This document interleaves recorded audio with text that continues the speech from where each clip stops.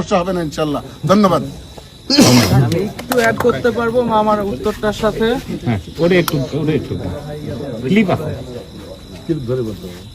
মামা আলম মামা আমার অনেক শ্রদ্ধেয় একজন ব্যক্তি, ছোটবেলার থেকে তার সাথে আমার উঠা বসা চলা।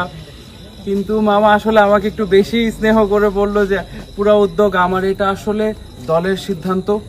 দল যেভাবে আমাদেরকে নির্দেশ দিয়েছে ওটাই আমরা করছি।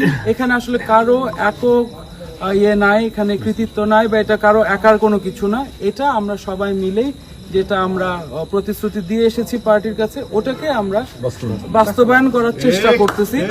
তো এখানে আমার যতটুকু চেষ্টা ছিল, মামারও ততটুকুই চেষ্টা, সিদ্দিক চাচারও ততটুকুই চেষ্টা। হাইবান্টির সাথে কথা হচ্ছে, উনি এই মুহূর্তে ওমরাতে গিয়েছে, ওখান থেকে উনি বলছে যে আমি আসলে ইনশাল্লাহ আমি তোমাদের সাথে একসাথে আমরা চেষ্টা করব যতটুকু পারি আমরা স্কেজুল করে একটা মিটিং অর্গানাইজ করার। আমরা ইনশাল্লাহ সবাই ভাই যে ঐক্যবদ্ধ, সবাই একসাথে ঐক্যবদ্ধ কাজ করার অঙ্গীকার কথা আলম ভাইও ব্যক্ত করলেন, আপনিও ব্যক্ত করলেন। আসলে সেই ক্ষেত্রে কতটুক সাফল্য পাবেন ইনশাল্লাহ আপনারা মনে করতেছেন? ভাই সাফল্য আমরা সবাই তো হচ্ছি দেশনেত্রী বেগম খালেদা জিয়ার সৈনিক, আমরা জনাব তারেক রহমানের সৈনিক। তো এখানে সাফল্যের কোনো না হওয়ার আমি কোনো সুযোগ দেখছি না।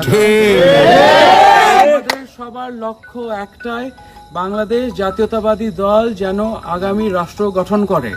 এটার জন্য আমাদেরকে যে ত্যাগ করা লাগবে সেটা করতে আমরা রাজি, আমরা সবাই একসাথে কাজ করতে রাজি।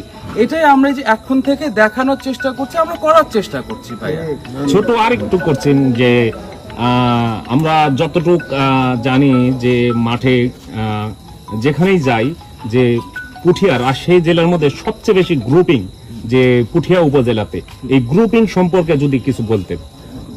গ্রুপিংটা ভাই আসলে গ্রুপিং বলা যাবে না, এখানে মতপার্থক্য না। জিনিসটা হচ্ছে গিয়ে কি যে সবাই এতদিন আমরা একা একা চেষ্টা করেছি মনোনয়নের জন্য, আমরা আমাদের নিজেদের প্রার্থিতার জন্য চেষ্টা করেছি অনেক সময়।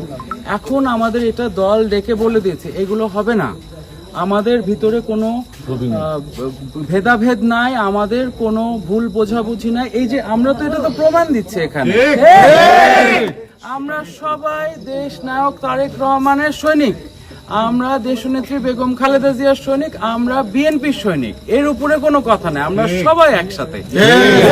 আমরা এটা ধারাবাহিকতা ধরে রাখবো, নির্বাচন হবে তারপরেও আমরা এটাকে দেখাবো যে আমরা এইভাবে দলের নির্দেশের ভিতরে থেকে আমরা কাজ করছি। ধন্যবাদ।